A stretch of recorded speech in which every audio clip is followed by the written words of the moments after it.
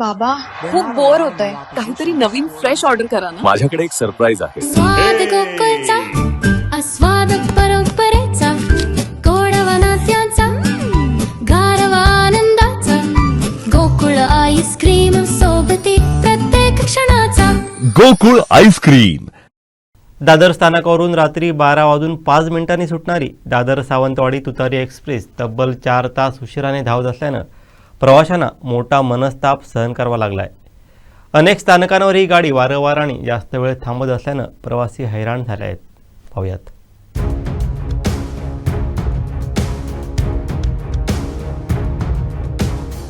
दादरवरून सुटणारी तुतारी एक्सप्रेस पहाटे 4 वाजता सुटली आहे. रात्रभर प्रवाशांना रेल्वेची वाट पाहावी लागली. पहाटे 4 वाजता सुटलेली ट्रेन पुढे तरी सुरळीत जाईल असं प्रवाशांना वाटत होतं. मात्र पुढे घाटकोपरला 1.5 तास थांबली, तर पनवेलवरून सकाळी 8:30 वाजता सुटली. गाडीच्या सततच्या विलंबामुळे प्रवाशांचा संताप व्यक्त होत होता. विशेषतः ज्येष्ठ नागरिक, महिला, लहान मुले आणि कामानिमित्त गावी जाणाऱ्या प्रवाशांचे मोठे हाल होत आहेत.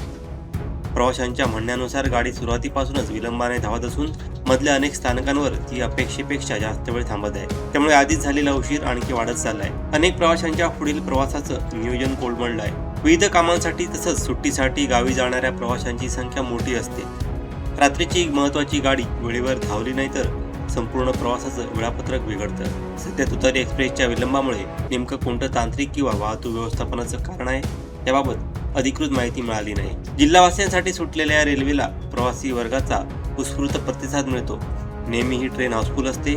असं असताना ही ट्रेन वारंवार उशिराने का धावते असा सवाल प्रवासी वर्गातून विचारला जात आहे.